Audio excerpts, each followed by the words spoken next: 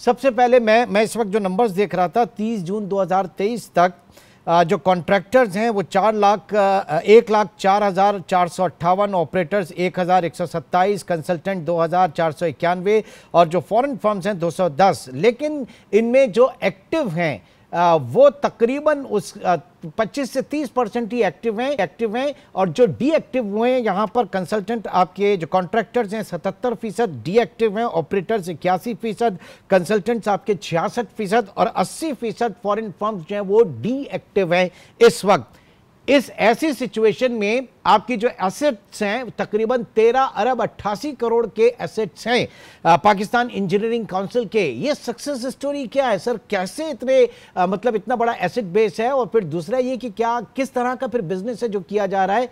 क्या आपकी interest income से ये तमाम मामला बन रहे हैं? हो कैसे रहा है ये? किस तरह से इतना ज्यादा प्रॉफिट है इदारे का?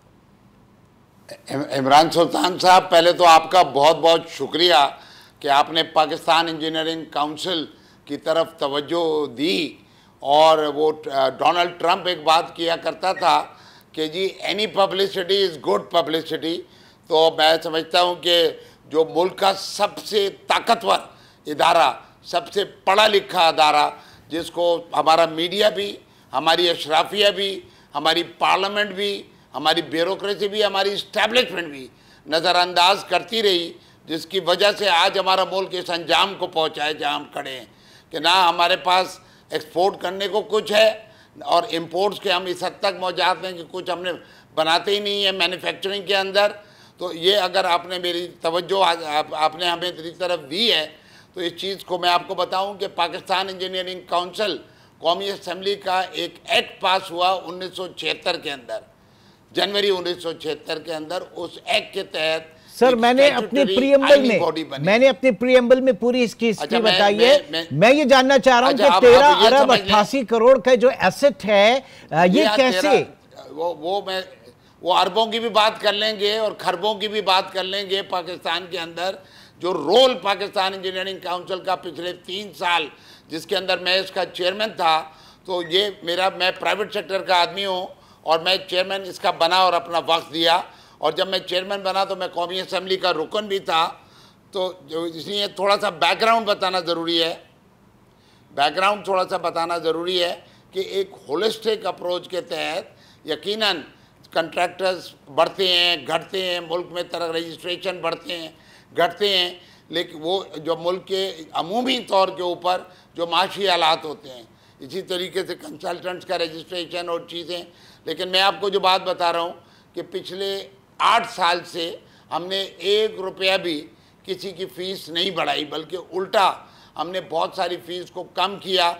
बहुत सारे sir that's why I am asking, sir that's why I am asking 13 अरब 88 करोड़ के एसेट्स जो हैं अगर बने हैं तो यकीनन कोई प्रॉफिटेबिलिटी है ना, वो कैसी हुई? मैं तो आपकी सक्सेस स्टोरी जानना चाह रहा हूं सर। मैं ये बता रहा हूँ कि 13 अरब 88 करोड़ के जो एसेट बने, 48 साल पुराना एक इंस्टीट्यूशन है और ये एक रेगुलेटरी बॉडी है जिसके अंदर हर कंट्रैक्टर को पाकिस्तान डिसिप्लिन के अंदर यहाँ पे रजिस्टर कराना होता है।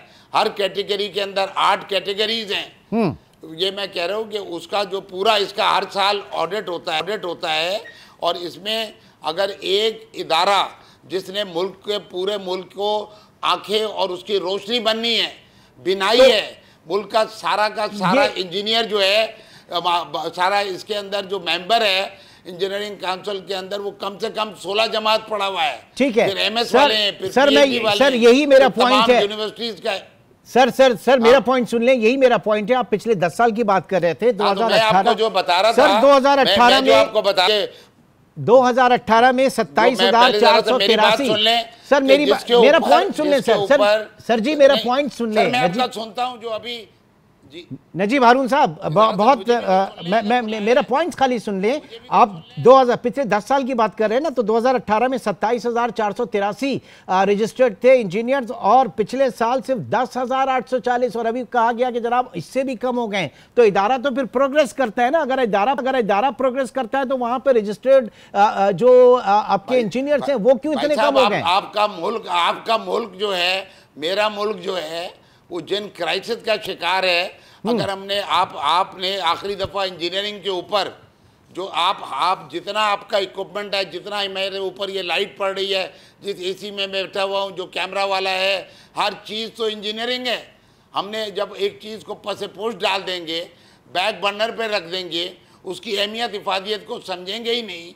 हम डॉक्टर के तो मोहताज होते हैं, मैं और आप, जब ज़रा सी आँख का मसला हो या कान का मसला हो, लेकिन बाकी चीजों के अंदर हम सब अफलातून है। ये वो लड़ाई है सर। मैं तो आपके इदारे की परफॉर्मेंस से मैं रीड करने की कोशिश कर रहा हूं कि number of registration of engineers जो है उसमें इतनी ड्रास्टिकली कमी क्यों हो गई। अच्छा आगे बढ़ते हैं, ये बताइए। ठीक है, एक बहुत बड़ी सक्सेस स्टोरी है। एक चीज को तय, एक चीज सर, ये 65 रुकनी गवर्निंग बॉडी पाकिस्तान में या दुनिया में किसी और इदारे में आपने देखी है कि जिसमें 65 रुकनी गवर्निंग बॉडी हो और हर गवर्निंग बॉडी मेंबर जो है वो 5 स्टार होटल्स के अंदर, जो कहा जा रहा है, जो दूसरे कह रहे हैं, मैं उसका जवाब आपसे चाह रहा हूं। और वो भी ताहयात लाइफटाइम।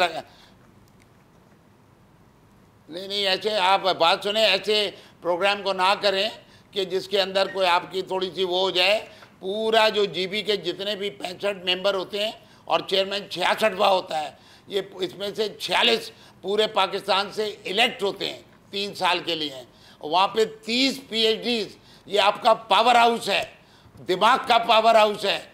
बलूचिस्तान असेंबली से बड़ी है, आपकी कौमी असेंबली से ज़्यादा यहाँ पर जो ब्रेन पावर है ना, जिसके अंदर अपने अपने शोबे के स्पेशलिस्ट, जिसमें यूनिवर्सिटीज़ के प्रोफेसर भी हैं, एक लेफ्टिनेंट जनरल हाजिर सर्विस भी वहाँ पर इंजीनियरिंग चीफ बैठता है, वहाँ पर एक ये जो नस्ट का रेक्टर भी है, कोई 30 के करीब प्रोफेसर्स और PhDs और वाइस चांसलर्स हैं, और पूरे पाकिस्तान से, गिलगित बल्तिस्तान, AJK से, ये आपके मुल्क को पूरा नेविगेट करना है इसको। अच्छा, तो इसलिए आप कह रहे हैं कि ये 65 या 66 रुकनी गवर्निंग बॉडी, इसलिए आप कह रहे हैं। अच्छा, फिर दूसरा जो TADA के हवाले से बात की जा रही है, एक सेकेंड इमरान साहब जी, मेरी मर्जी से नहीं है, ये एक्ट के तहत है। हम किसी मुल्क के अंदर, किसी आइन के अंदर, किसी स्टैट्यूटरी बॉडी में रहते हैं ना, किसी कानून के अंदर, जब एक्ट के अंदर 66 है, अच्छा, मैं 67 भी नहीं कर सकता, इसको मैं 65 भी नहीं कर सकता। ठीक है, अच्छा हुआ, बहुत अच्छा हुआ कि आपने तस्दीक की, बहुत अच्छा हुआ सर, बहुत अच्छा हुआ कि आपने तस्दीक की। आपकी गाइडेंस तो हमें चाहिए, हम वो सारी चीजें आपसे सुनना चाह रहे हैं। पूरी गाइडेंस हासिल है साहब। ओके, प्राइवेट सेक्टर का आदमी हूँ, मैंने अपनी जिंदगी के, आपको ये पता होना चाहिए कि मैं इससे पहले कौमी असेंबली का मेंबर था। सर अब ये बताइए, वहां से भी मैं खजाने, सर बिल्कुल, मुझे बिल्कुल पता है, मैं इसीलिए आपसे ये जानना चाह रहा हूँ कि ये जो मुतालबा किया जा रहा है, तगड़ा सर मुतालबा यहाँ पे बैठा हुआ है नजीब हारून साहब, नजीब हारून, मेरी बात तो सुन लें सर, आप मेरी बात तो सुन लें, आप मेरी बात सुन लें कि इस वक्त जो मुतालबा किया जा रहा है कि जनाब ऑडिटर जनरल पाकिस्तान जो है वो ऑडिट करे, उसके थ्रू ऑडिट कराया जाए, तो इसमें क्या प्रॉब्लम है? पब्लिक मनी है ये कि नहीं है? किसी चीज में कोई प्रॉब्लम नहीं है, किसी चीज में कोई प्रॉब्लम नहीं है। पूरे पाकिस्तान का ऑडिट ऑडिटर जनरल ही कर रहा है, और आप पाकिस्तान की हालत देख रहे हैं। मैं आपके सामने ये डॉक्यूमेंट लेके बैठा हुआ हूँ। वो जो कह रहे थे 5-5 करोड़, 65 लोगों ने 3 साल के अंदर TADA जो है ना 56 मिलियन है, 5.5 करोड़ रुपए 3 साल, और 65 लोग, और मेरा उसके अंदर 0 है। मेरे अलावा 5 लोग और हैं जो सिफर वाले हैं। तो सर मैं यही तो जानना चाह रहा हूँ कि यही चीज अगर ऑडिटर जनरल पाकिस्तान कोई भी बात आपको छेड़ देगा, कोई भी बात मुंह से निकाल देगा, तो आप बैठ के प्रोग्राम कर लेंगे। नहीं, अगर सर बड़ी माजरत के साथ अगर बैठ के प्रोग्राम करना होता तो फिर हम आपको जहमत नहीं देते सर, फिर आपको दावत नहीं देते। अगर बैठ के हमें सिर्फ प्रोग्राम ही करना होता उन चीजों के ऊपर, इसीलिए तो आपको जहमत दी है कि आपसे हम आपका पॉइंट ऑफ व्यू जानना चाह रहे हैं। हाँ, तो मैं आपको ये फिगर दे रहा हूँ कि 56 मिलियन पूरे 3 साल के अंदर, पौने 3 साल के अंदर, जो भी अभी पीरियड बाकी है, 30 जून तक 65 लोगों का TADA। और ये कहना कि जी 5-5 करोड़ रुपए, यहाँ पे कोई आदमी 3 मिलियन जो मैक्सिमम है ना, एक आदमी का 4 मिलियन के लगभग है, और उससे नीचे हैं 6 ऐसे हैं कि जिन्होंने 1 पैसा नहीं लिया है, और ऐसे भी हैं कि 25,000, 50,000, 70 वाला लोग काम कर रहे हैं। हाँ। और इस मुल्क की नेविगेशन कर रहे हैं। इस मुल्क की जो इदारे हैं, फेडरल गवर्नमेंट, आपको ये पता होना चाहिए कि पाकिस्तान इंजीनियरिंग काउंसिल के फंक्शंस के अंदर ये लिखा हुआ है कि Pakistan engineering council will assist the federal government as think tank. हम मगज हैं इस मुल्क का, हम आंखें हैं। सर, मैंने अपने प्रियम्बल में बाकायदा इस बात को कहा है कि क्या अहमियत है, क्या इफादियत है इस इदारे की। नाज़रीन, एक छोटे से ब्रेक की तरफ हम चलेंगे। नजीब हारून साहब, चेयरमैन पाकिस्तान इंजीनियरिंग काउंसिल, हमारे साथ मौजूद हैं। एक मुख्तसर सा वक्फा, ब्रेक के बाद आगे बढ़ाते हैं।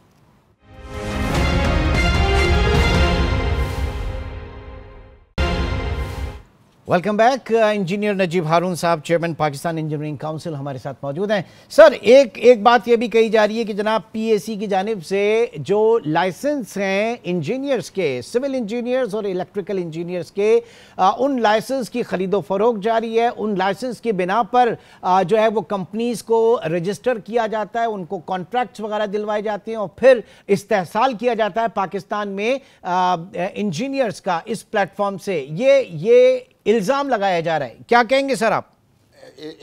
पाकिस्तान एक आज़ाद मुल्क है, यहाँ कोई किसी का इस्तेसाल नहीं कर सकता ज़बरदस्ती। लेकिन अगर यहाँ पे कोई अपना खुद कोई चीज़ बेचना चाहे, अपनी कोई भी चीज़, तो उसको कोई रोक भी नहीं सकता। अब पाकिस्तान इंजीनियरिंग काउंसिल के अंदर एक बात ये समझ लें कि उसके अंदर हमने इतना आसान कर दिया है। पाकिस्तान इंजीनियरिंग काउंसिल के अंदर हमने एक चार्टर्ड अकाउंटेंट आज से 1.25 साल पहले हायर किया। हाँ। तगड़ा गोलकीपर रखा है इससे पहले, ताकि इसका जो सिस्टम जो है, ताकि कहीं से भी एक्सप्लॉइट ना हो सके। Most qualified chartered accountant. हाँ। एक डायरेक्टर आईटी रखा जिसने पीजी को पेपरलेस कर दिया है, ह्यूमन कांटेक्ट खत्म कर दिया। अब कोई भी आदमी, मैं आज अभी यहाँ पे था मालाकंड के अंदर, तो मैंने उन लोगों को, सारे लोगों को, वो दफातर भी जो छोटे छोटे सेटेलाइट थे, ये बताया कि कोई भी अपने से घर से बैठ के ऑनलाइन मेंबर भी बन सकता है और जाके किसी भी करीबी नादरा ऑफिस से हाँ। या किसी भी जगह से अपना बायोमेट्रिक भी करा सकता है। Okay, very good. मैं आपसे गुजारिश करूंगा। नहीं तो फिर ऐसे में सर ऐसे में फिर ये जो कहा जा रहा है कि एक दिन जियो के साथ जैसे प्रोग्राम आता है ना, हाँ। आप एक दिन मेहरबानी करके, क्योंकि ये इदारा कौम का इदारा है, 48 साल पुराना, और इसको अगर हमने इस्तेमाल नहीं किया तो क़यामत तक पाकिस्तान जो है ना वो तीसरी दुनिया का मुल्क रहेगा। सर, फिर ये बात क्यों की जा रही है कि इंजीनियरिंग लाइसेंस की खरीदो फरोख्त में सिविल इंजीनियर्स के रेट 1 लाख उसके लाइसेंस का और इलेक्ट्रिकल इंजीनियर का 25,000, और इस पे इंजीनियरिंग पाबंद है कि जिस कंपनी के साथ वो मुंसलिक है 1 साल तक पाबंद रहेगा। वो वहां से अपना जो है वो एग्रीमेंट उसको कैंसिल नहीं कर सकता। बेसिक ह्यूमन राइट्स की वायलेशन, ये सारी बातें क्यों की जा रही हैं फिर, अगर इतना ही शफाफ हैं सारी चीजें? ना समझ लोग, कम अकल लोग, जिनको वहां पर जिन्होंने दुनिया के अंदर कुछ नहीं किया हुआ है। मैंने खुद यहाँ पे आपके सामने बैठा हुआ हूँ, मैं पैदा भी पाकिस्तान के अंदर हुआ हूँ, 45 साल से पीईसी का मेंबर भी हूँ, पाकिस्तान का हाईएस्ट टैक्स पेयर भी हूँ। लेकिन सर बात जो आपसे लेकिन कर सर रहा हूं, ऐसे ही मेरा 32वां सर ऐसे ही पाकिस्तान के अंदर हाईएस्ट टैक्स पेयर में मेरा 32वां नंबर है सर। ऐसे ही मैं ये प्रोग्राम में पाकिस्तान सर, मैं ये नजीब हारून साहब के प्रोफाइल के ऊपर नहीं कर रहा हूँ, ये पाकिस्तान इंजीनियरिंग काउंसिल के ऊपर कर रहा हूँ। और बात सारी है कि अगर ये इतने ही नालायक लोग हैं सर, इसी बुनियाद के ऊपर चेयरमैन हूँ कि मैं अमानतदार आदमी हूं। नजीब हारून साहब, अगर ये इतने ही नालायक लोग हैं तो आपकी इसके गवर्निंग बॉडी के मेंबर कैसे, आपने कैसे लोगों को अपने साथ शामिल किया हुआ है सर? नहीं, लेकिन मैं तो ये कह रहा हूँ ना, यही तो पाकिस्तान का निज़ाम है कि जिसके अंदर इलेक्शन के जरिए कोई भी पहुँच जाता है। एक क्रेडिबिलिटी को लिए मैं आपको ये बता रहा हूँ, 1 साल से ये वहाँ से हटे हुए हैं। हाँ। और इनका अपना भी जो है ना, कोई मिसाल मैं देख रहा था, 2 साल के अंदर ये खुद भी माशाल्लाह इन्होंने जो भी कोई तकरीबन 10,16,421 रुपये इन्होंने लिए हैं किस मद में, टीएडीए और उसके ट्रांसपोर्टेशन चार्जेस में। अच्छा, तो मैं ये बोल रहा हूँ, अब आप प्रोपोर्शनेटली अगर देख लें, क्योंकि काम, इफादियत, औहदा, कितनी जिम्मेदारी किसके ऊपर है। हाँ। और चूँकि बहुत सारे लोग इसके अंदर फुल टाइम नौकरियां कर रहे होते हैं, वो पार्ट टाइम। तो सर ये अगर इदारे की 69 साल है। इंटेग्रिटी के ऊपर बात की जा रही है, सवालिया निशान उठाया जा रहा है, तो क्या ये बेहतर नहीं होगा कि एक बार जनाब ऑडिटर जनरल पाकिस्तान से इसका ऑडिट करा ले और सारी चीजें ट्रांसपेरेंट हो जाएंगी, बिल्कुल सामने आ जाएंगी आप? भाईजान ऑडिट के बगैर कोई इदारा चलता है? अल्लाह को माने यार, आप नहीं ऑडिट तो हो रहा है, मैं तो ये बात ही नहीं कर रहा, लेकिन वहां प्राइमरी अगर कोई मुतालबा ये कर रहा है कि ऑडिटर जनरल ऑफ पाकिस्तान से करा लें, तो उसमें क्या प्रॉब्लम है? कह रहा हूं मैं आपसे ये कह रहा हूं, जिस मुल्क में मैं और आप रहते हैं ना, उसके अंदर मादरजाद अंधे को भी लाइसेंस इशू हो जाता है, ठीक है ना? आपको भी पता होगा और मुझे भी पता है। तो जो मैं आपसे इंटेग्रिटी का लेवल आपको बता रहा हूँ कि वहाँ पर आप भी आइए और सारे ऑडिट्स हो रहे हैं, हर ऑडिट जो स्टैट्यूटरी रिक्वायरमेंट है ना वो हो रहा है। अब ये कि जी वहाँ पर अगर किसी की कोई ख्वाहिशात हैं और ट्रांसपेरेंसी इतनी है कि आप आ जाइए और आपको मैं सारी चीज खोल के रख देंगे, ठीक है, क्योंकि छुपाने के लिए कोई चीज ही नहीं है। चलें सर, अब आप पाकिस्तान के अंदर बहुत बहुत शुक्रिया, बहुत बहुत शुक्रिया। नजीब हारून साहब इस वक्त हमारे साथ मौजूद थे और चेयरमैन पाकिस्तान इंजीनियरिंग काउंसिल और इस वक्त वो फंक्शन कर सकें। जी सर, आपकी आवाज कट गई थी, जरा प्लीज रिपीट कीजिएगा। नहीं, मैं कह रहा हूं कि जो इस तरह के इदारे हैं, जो प्रोफेशनल इदारे हैं, जो स्टैट्यूटरी इदारे हैं, जो आईनी इदारे हैं ना, और जो किरदार अदा कर रहे हैं, जो मुल्क का पावर हाउस है, जहाँ सबसे क्वालिफाइड लोग हैं, सिस्टम्स हैं, पीसी पेपरलेस है, पीसी के सारे ऑडिट्स अल्लाह की मदद से इन प्लेस हैं।